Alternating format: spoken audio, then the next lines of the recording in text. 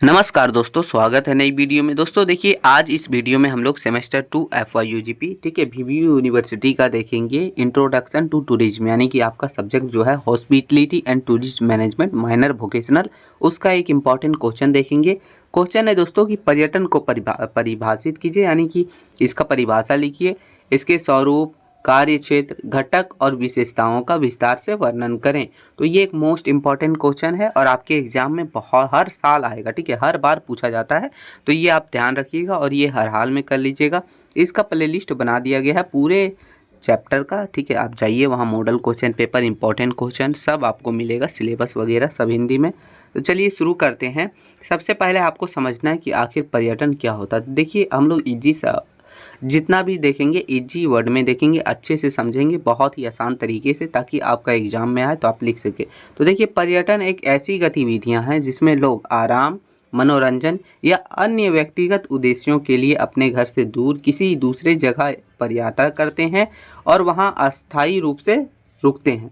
यानी पर्यटन का मतलब हुआ दोस्तों कि कोई भी व्यक्ति आराम के लिए, मनोरंजन के लिए या फिर कोई भी व्यक्तिगत उद्देश्य के लिए अपने घर से दूर किसी नए जगह पर जाता है यात्रा करने। तो वहाँ जो अस्थायी रूप से रुकता है, कम से कम 24 घंटा से ऊपर होना चाहिए, तब उसे बोलते हैं पर्यटन। देखिए, यहाँ नीचे दिया गया है कि यह यात्रा जो है 24 घंटे से अधिक होनी चाहिए और इसका उद्देश्य जो है पैसे कमाना नहीं होना चाहिए, तब ये यात्रा कहलाता है या फिर पर्यटन कहलाता है, ठीक है। तो ये था पर्यटन दोस्तों। अब देखिए, इसकी परिभाषा भी देखेंगे। देखिए, लिखा है कि प्रमुख संस्थाओं द्वारा दी गई परिभाषा, यानी कुछ संस्था हैं जो परिभाषा दिए हैं। जो पहला हो गया संयुक्त राष्ट्र विश्व पर्यटन संगठन, जिसको VNWTO के अनुसार, ये शॉर्ट फॉर्म है, ठीक है। इसके अनुसार जो परिभाषा है, वो परिभाषा क्या है, देखिए, उनका कहना है कि पर्यटन एक सामाजिक, सांस्कृतिक और आर्थिक गतिविधि है जिसमें लोग अपने सामान्य वातावरण से बाहर के स्थानों की यात्रा करते हैं। आमतौर पर ये जो है 24 घंटा से अधिक और 1 वर्ष से कम के लिए, जिसका उद्देश्य अवकाश, व्यवसाय या अन्य मनोरंजक या पेशेवर कारण हो सकते हैं। यानी पर्यटन जो है सामाजिक, सांस्कृतिक और आर्थिक गतिविधियां हैं। इसमें 24 घंटा से अधिक जो है अपने घर के आसपास के वातावरण से दूर जाकर यात्रा करते हैं। तो वही हो गया ये दोस्तों क्या, पर्यटन।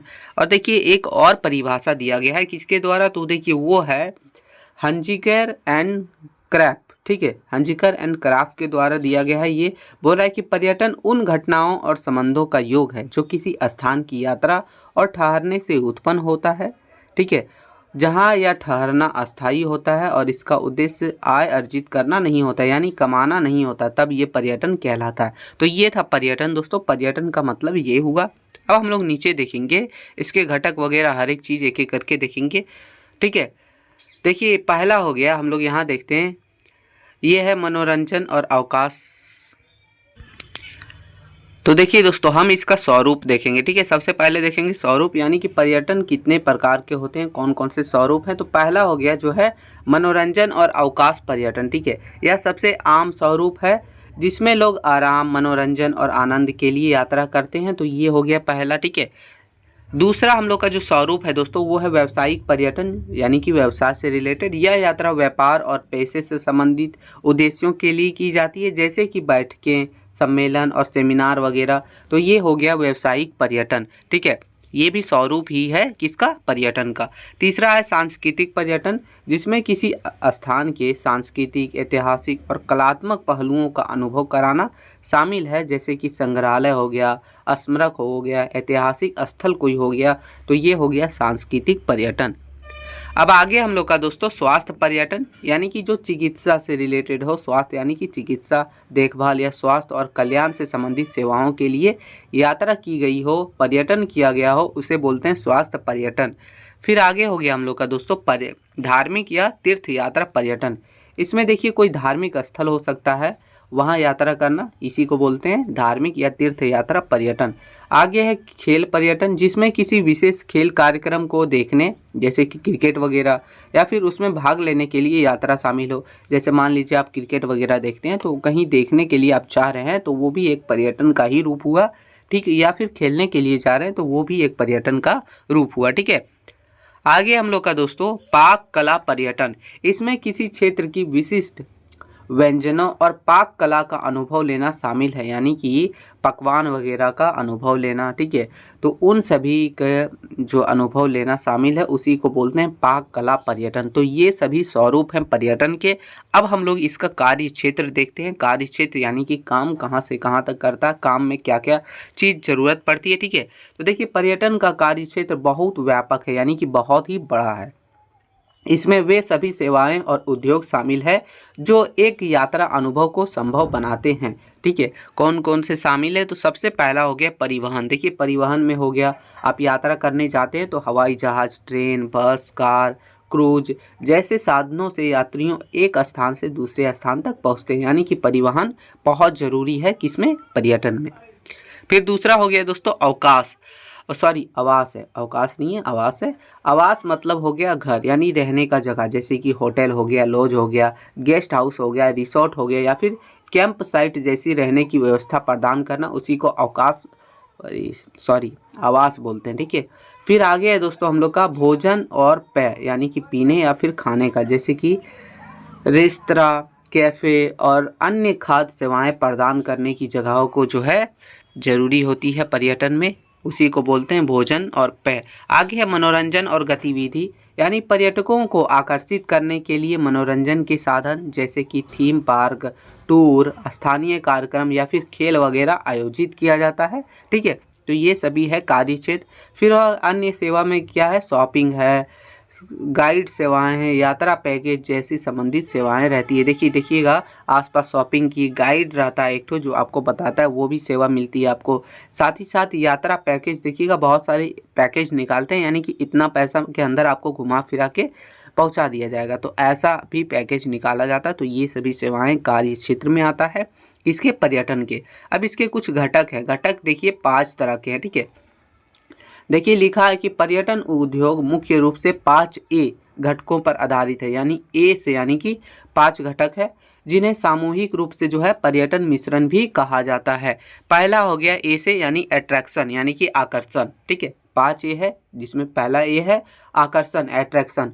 वे चीज़ जो पर्यटकों को किसी मतलब गंतव्य की ओर खींचती है, यानी अपनी ओर खींचती है, वो हो गया अट्रैक्शन। जैसे कि पहला हो गया पहाड़, प्राकृतिक में देखा जाए तो प्राकृतिक में हो गया पहाड़, समुद्र तट, जंगल, वन्य जीव, तो ये सब। और मानव निर्मित में देखा जाए तो ऐतिहासिक स्मारक, संग्रहालय, मनोरंजक पार्क, तो ये हो गया, ठीक है। फिर दूसरा हो जाता है हम लोग का, दूसरा ए जो है वो एसेसिबिलिटी, जिसको बोलते हैं पहुँच, ठीक है। पहुँच, गंतव्य तक पहुँच, यानी डेस्टिनेशन तक पहुँचने की सुगमता, जिसमें परिवहन का साधन हो गया सड़क, रेल, हवाई मार्ग और उनके उपलब्धता शामिल हैं। देखिए गंतव्य का मतलब हो गया डेस्टिनेशन, यानी कि आपका जहाँ पहुँचना है, ठीक है, डेस्टिनी, ठीक है, उसी को बोलते हैं। तीसरा है दोस्तों अवकाश, आवास है दोस्तों, आवास है जिसको बोलते हैं एकोमोडेशन जिसको बोलते हैं आवास, यानी कि रहने का जगह। तो पर्यटकों को ठहरने की व्यवस्था जैसे कि hotel, motel, guest house, home stay, resort, तो ये सभी चीज़ें भी आवश्यक होती है, इसकी घटकों में से एक है। फिर आगे हो गया MNDT, ठीक है। MNDT है, ये जो है MNDT का मतलब हो गया सुविधाएं, ठीक है दोस्तों। सुविधाएं वे बुनियादी और सहायक सेवाएं जो पर्यटकों को अनुभव का आरामदायक बनाती है, जैसे कि भोजन हो गया, संचार हो गया, स्वास्थ्य सेवाएं हो गई, बैंकिंग, मुद्रा विनिमय हो गया, तो ये सभी चीज़ें सुविधाएं के रूप में आती है। फिर हो गया 5वां गतिविधियाँ, जिसको बोलते हैं एक्टिविटीज़, ठीक है। एक्टिविटीज़ वे मनोरंजक कार्य जो पर्यटकों गंतव्य पर करते हैं, यानी पर्यटक गंतव्य पर करते हैं, जैसे कि शॉपिंग हो गया, सांस्कृतिक कार्यक्रम हो गया, खेल हो गया, दर्शनीय स्थल हो गया, तो ये सभी घटक हैं पर्यटन के, यानी कि पर्यटन के घटक वगैरह इतना है, ठीक है। अब देखिए इसकी कुछ विशेषताएं भी है, हर चीज़ की विशेषताएं होती है, इसकी भी विशेषताएं हैं।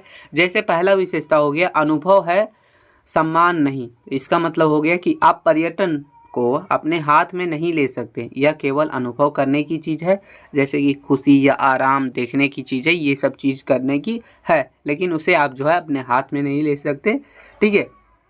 आगे है समय पर बिकती है, अगर आज कोई बस या हवाई जहाज़ खाली चला गया तो आप उस खाली सीट को कल बेच नहीं सकते, या मौका गया तो गया। यानी कि कहने का मतलब है जो आज खाली चल गया, कोई भी सीट हो, जैसे कि आप ट्रेन से जा रहे हैं और ट्रेन में मान लीजिए सीट खाली है, तो वो कल में काम थोड़ी आएगा, आज ही आएगा, वो कल के लिए नहीं आया, ठीक है। तो ये है कहने का मतलब आगे है कि सामने होना जरूरी, यानी पर्यटक की सेवाओं लेने के लिए आपको खुद उस जगह पर जाना पड़ता है। आप दूर बैठकर जो है होटल का अनुभव नहीं ले सकें, पर्यटन का अनुभव नहीं ले सकते।